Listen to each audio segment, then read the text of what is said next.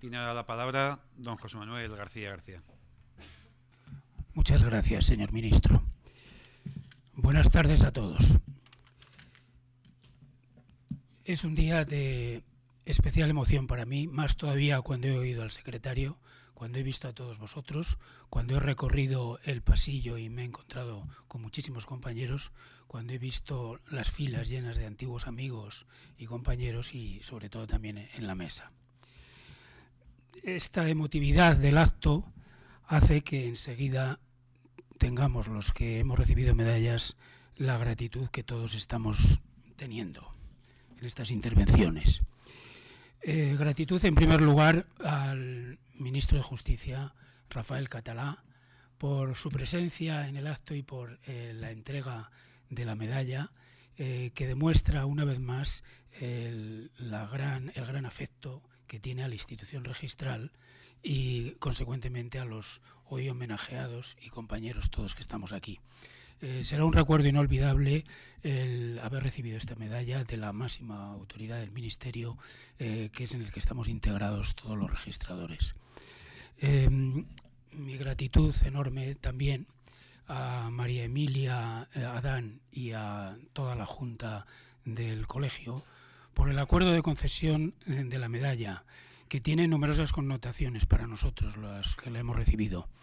En primer lugar, es un acuerdo, el primero que se toma, ya se ha dicho ahora hace poco, el primero que toma la Junta, es decir, que no es un acto meramente de cortesía hacia nosotros, sino un acto íntimo, interno, sincero y determinante de la propia Junta, lo cual es de agradecer. En segundo lugar, porque ese acuerdo me llega cuando llevo ya 5 años de jubilado, en un momento difícil siempre para las personas que dejamos el ejercicio activo de la profesión y que parece que ahora en este acto pues volvemos a entrar en la palestra. Yo ya dije cuando hace 5 años me jubilé que seguiría en mi mesa de camilla leyendo y estudiando Derecho Hipotecario y bueno, a ratos lo he venido haciendo y ahora pues esa gratitud la mantengo hacia María Emilia, que ya desde hace muchísimo tiempo, cuando ella estaba ya en la revista Lunes 4:30 de la Comunidad Valenciana, ya teníamos una relación muy intensa y luego posteriormente con esa identificación en relación con el urbanismo y demás especialidades de la misma. Y como digo, a todos los miembros de la Junta, a los cuales conozco a casi todos, pero en general mi agradecimiento. A José Javier Gómez Gallego, director general de los registros y del notariado, que me consta el gran aprecio que nos tiene y que me tiene también personalmente y estima, fruto de esa coincidencia a lo largo de la vida registral, la de él más joven, la mía, pero hemos coincidido prácticamente en Cataluña durante muchísimo tiempo.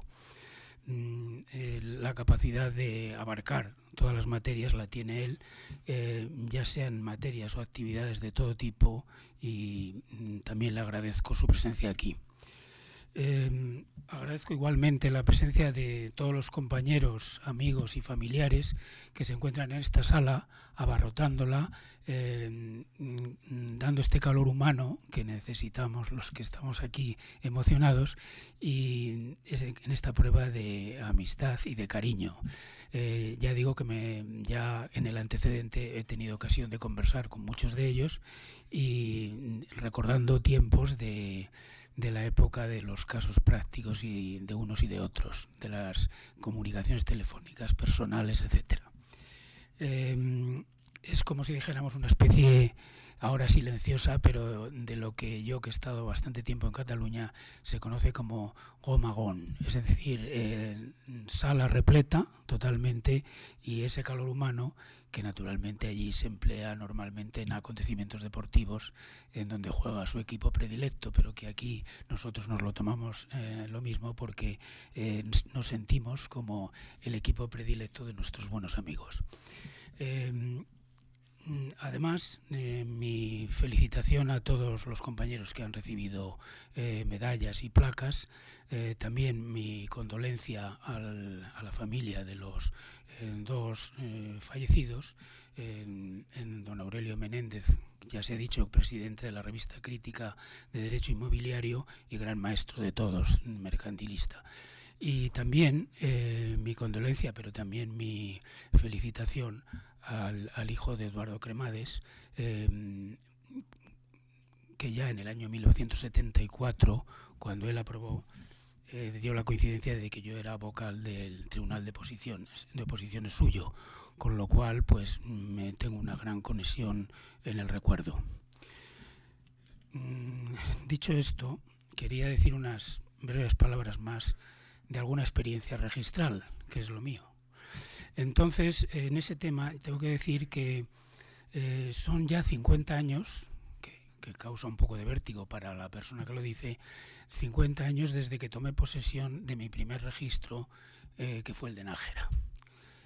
Un registro por el que tengo una especial predilección, porque fue donde di mis primeros pasos, donde implanté unos planos parcelarios de las fincas hace muchísimos años, allá por el año 1968, impactado por los agricultores de la zona, que cuando iban a pedir información de las fincas y se le decía que tenían que darnos los datos de linderos, etcétera, decían: enséñeme usted el plano y yo con el dedo le diré dónde está mi finca para que la puedan buscar. La verdad es que me produjo impacto y sí hicimos algunos planos, pero rudimentarios, nada que ver con lo que actualmente la reforma establece. El registro de Nájera es además la zona, es la tierra de mi mujer Amaya, que por razón de una fiebre de la gripe no ha podido venir, pero sí ha venido mi hija Amaya y mi yerno Luis, que están por ahí en representación. El registro de Nájera es también, si se me permite, el lugar de los platos predilectos míos, los pimientos rellenos, los caparrones de Anguiano, la menestra, que es importante también para la felicidad de las personas. El lugar de los monasterios, 4 monasterios, una abadía, el monasterio de Valvanera, donde yo me casé. Después de Nájera he pasado por muchísimos lugares, como todos los registradores. Las tierras manchegas, de gente franca y abierta, de Lillo. Tierra de azafrán, de girasoles, muy bonita. Poco tiempo estuve allí, pasé enseguida a Priego de Córdoba, en la parte oriental de la provincia, y allí pues el olor a aceite de oliva, la fuente del Rey con 167 caños, los paseos en el balcón del Algarve con el cochecito de la niña mayor que por entonces estaba allí, y luego pues un larguísimo periodo en Cataluña, tanto en ciudades importantes de Gerona como en muchísimas de Barcelona, y en Barcelona capital también, donde dejo un grueso de la familia y donde mis mejores recuerdos son los seminarios precisamente de Derecho Hipotecario de los martes en Barcelona, donde cambiábamos impresiones de todo lo que nos sucedía, que era mucho. Decidí terminar en Madrid mi carrera porque es mi ciudad natal y es donde pasé mi niñez y mi juventud. Y me jubilé en el registro de Rivas. Durante todos estos años, 45 de profesión y 5 más de jubilado, he tenido la compañía de unos protagonistas que puedo personificar, además de la familia, que son los principios hipotecarios. Principios que son de todos nosotros, pero también son de los ciudadanos en general, de la sociedad, porque cuando hablamos de tercero hipotecario, ese concepto que muchos consideran demasiado abstracto, todos sabemos que son los ciudadanos que una vez al menos en su vida necesitan, para la inversión fundamental que tienen que realizar, así como los empresarios, contar con la confianza que le proporciona el registro, con la transparencia, con la certidumbre, con la legalidad, que esos son precisamente los principios hipotecarios. Quería contar una breve experiencia de estos últimos días sobre los principios hipotecarios. Todos sabemos que los principios hipotecarios son principios de construcción científica, esto ya lo sabemos. Las grandes líneas directrices del sistema, las bases fundamentales, lo que da el carácter de ciencia a una ciencia, un sistema estructurado y organizado de principios básicos. Además sabemos que es la originalidad del derecho hipotecario, de lo cual debemos estar orgullosos. Porque otras ciencias van empezando con algún principio que otro, pero no tienen ese conjunto de principios que es la razón de ser de la ciencia del derecho hipotecario.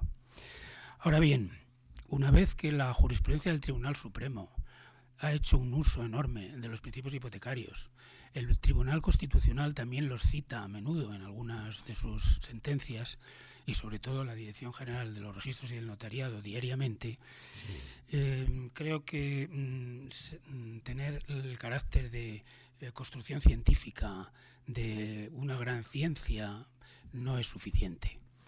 Y estos últimos días o semanas, encontrándome no digo en la camilla de la casa, porque creo que no hay camilla, pero sí en el sillón, donde enfrente tengo la estantería, pues allí, pensando, vi unos libros voluminosos en un relato casi azoriniano, que era mi predilecto, ahora ya no lo leo, en donde él decía, fijó la mirada en la estantería, se levantó, sacó del estante el libro voluminoso que decía Comentario del Código Civil, Ministerio de Justicia, 1982.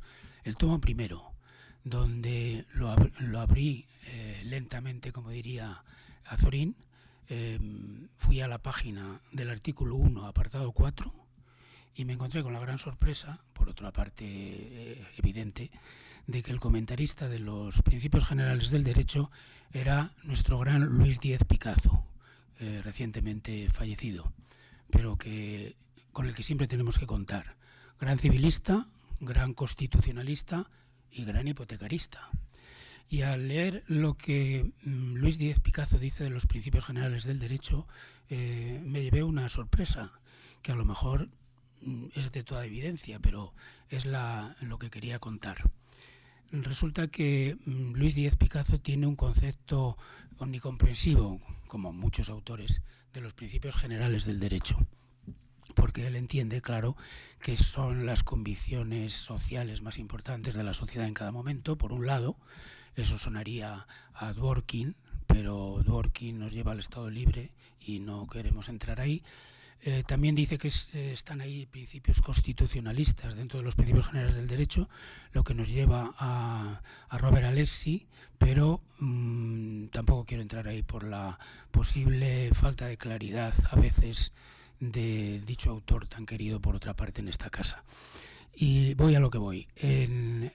Díez Picazo dice que hay que incluir entre los principios generales del derecho los principios juspositivistas. No nos preocupe que sean juspositivistas. Y dice que entre esos principios los define de la siguiente manera, que para mí han sido un espejo de los principios hipotecarios. Dice que son ideas motrices, esto nos suena, las líneas directrices, que sirven de criterios inspiradores de normas y leyes concretas. Toda la legislación hipotecaria se formó ya en 1861 y en las sucesivas reformas con los criterios inspiradores, que eran principios, bien de derecho germánico o de derecho latino o una combinación de ellos, y en las sucesivas reformas se fueron consolidando. Pero dice también Díez Picazo, es una breve cita, dice también que son las ideas motrices que se forman por generalización o decantación de normas concretas. Esto es lo que estamos acostumbrados a leer y oír y ver en la jurisprudencia sobre los principios hipotecarios. Artículo 1, artículo 38, artículo 97, por decir algunos, principio de legitimación. ¿Hay contradicción en que sean criterios inspiradores, por un lado, y obtenidos por generalización de las normas de derecho positivo? No, porque Díez Picazo lo explica perfectamente. Estamos ante un problema de ida y vuelta. Ida en cuanto a la inspiración de las reglas y normas, y vuelta en cuanto a que las normas generalizadas son las que dan contenido en cada momento a los principios hipotecarios, las que sirven incluso, porque se reforman, para su perfeccionamiento. Y dice también Luis Díez Picazo, son también principios hipotecarios las proposiciones normativas, las proposiciones jurídicas, que han adquirido un consenso de base en la comunidad jurídica. Esto también son los principios hipotecarios, los veo en un espejo ahí. Entonces, han obtenido un consenso de base, que es lo que dice Díez Picazo, no un consenso de detalle, estamos discutiendo todos los días sobre ellos, pero de base sí hemos tenido un consenso. Y la comunidad jurídica, es decir, las sentencias de los tribunales que he citado anteriormente, de la doctrina, que también los cita, y de la Dirección General. Por tanto, la conclusión a la que llega Díez Picazo, aunque no cita los principios hipotecarios, es que los principios positivistas también son principios generales del derecho, y la consecuencia práctica sería enorme, porque sería aplicación supletoria, función de aplicación supletoria en defecto de ley y de costumbre, y criterio informador de todo el sistema. Es en definitiva lo que ya está haciendo la Dirección General y las sentencias al tratar de la interpretación sistemática, lógica, etcétera, a través de los principios, pero encontrando un asidero, es decir, un eslabón perdido, porque no se puede aplicar el derecho solo con la ciencia. Eso es en la universidad. De manera que esto es lo que quería decir, la experiencia de mi sillón, del libro de Díez Picazo, del comentario, etcétera. Muchas gracias a todos.